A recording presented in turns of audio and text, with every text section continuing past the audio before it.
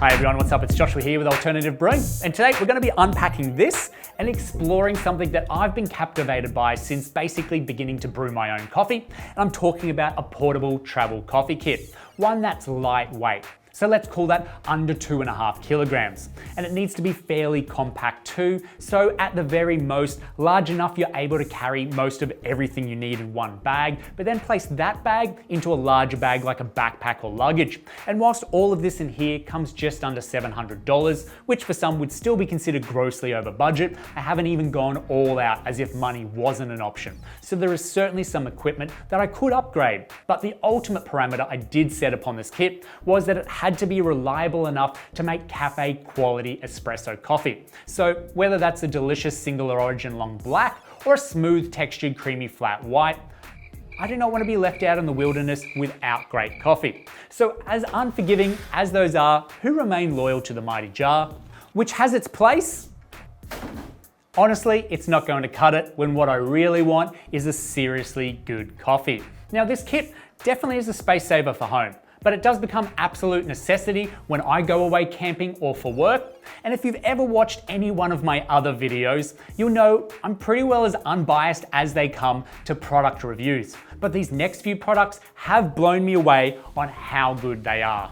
And this whole kit weighs around 2 kilograms. The bag itself is the Basal Coffee Travel Bag, and inside we have two products that are key to our success. The coffee brewer itself is the Wacaco Picopresso. This was a no-brainer. It's that trusty double espresso maker that's under 500 grams, and this is key to unlocking a rich flavor and decent crema that's expected from an espresso, and it's quite impressive how this handheld device achieves that quite easily. And then there's the Subminimal Nano Foamer, which is a milk texturing wand, and this has had great success alongside brewers like the Flair espresso maker.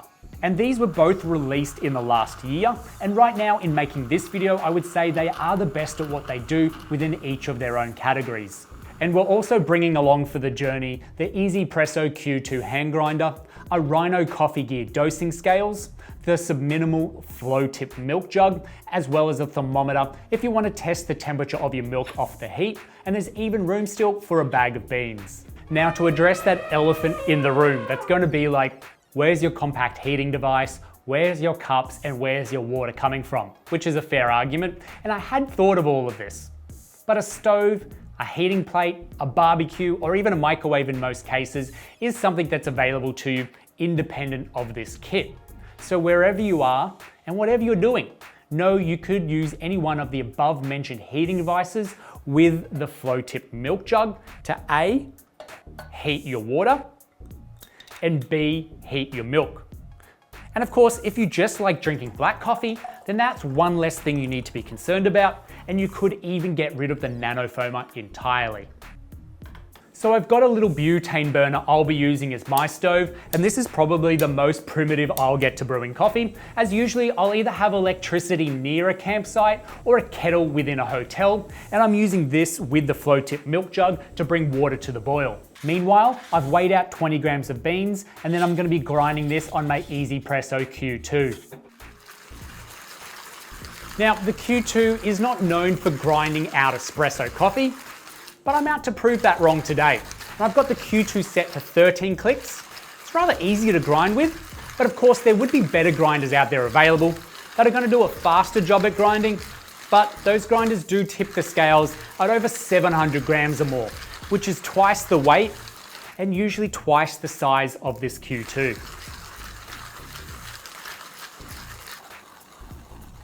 Coming to the end. We made it.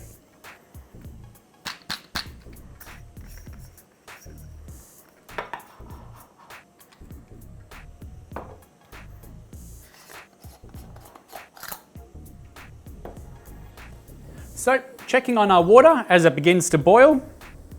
We're going to just turn that off now. And then we're going to preheat our Picopresso. So we're just going to add a little bit of boiling water in the top.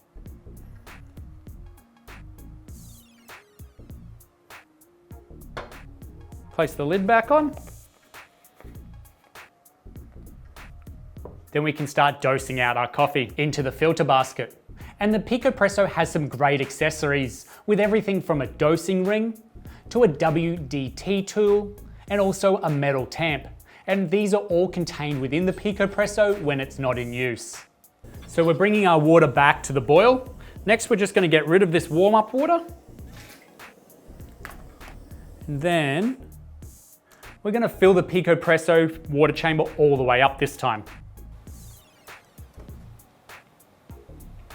Make sure you place the lid on quickly.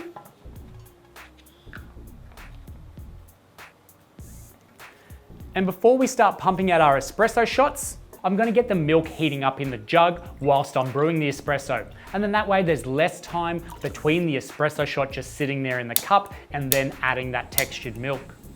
Now it's time to brew the espresso.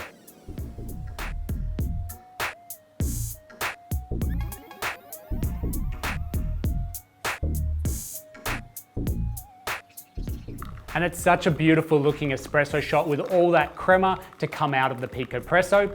I placed 20 grams in, so I will be aiming for 40 grams out.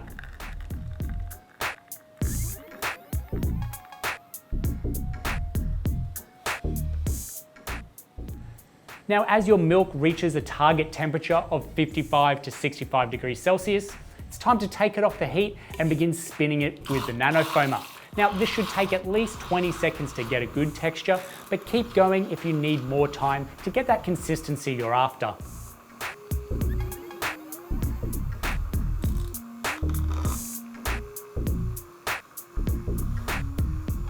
So, I have my delicious double shot of espresso and some well-textured hot milk. Let's put them together and see what we get.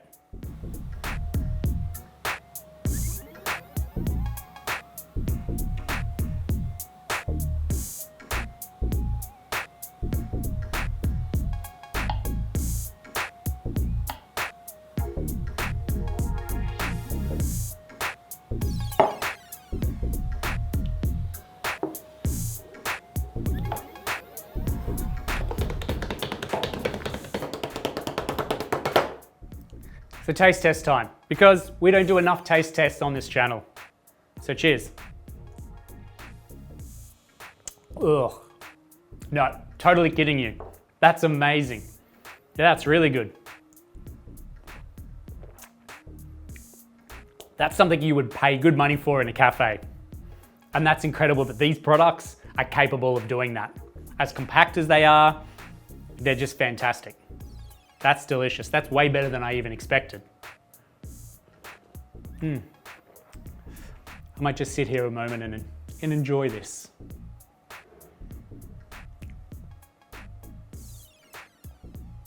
And certainly there are other gear that I would happily swap in and out from this kit if it meant, for instance, I had to be brewing more than say 3 or 4 coffees back to back.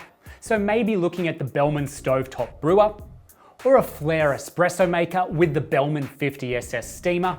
But in all of those scenarios, you are giving up something in terms of weight, size, or affordability. So all in all, this is the compact, lightweight espresso brewing kit for you. So if you have any questions on any of these products, add them in the comments section down below and we'll get straight back to you. Or perhaps even let me know what you would have in your travel espresso brewing kit, or whether you would like to see a filter kit within the same fashion, perhaps leaving out the AeroPress or the V60, because that's kind of a no-brainer otherwise.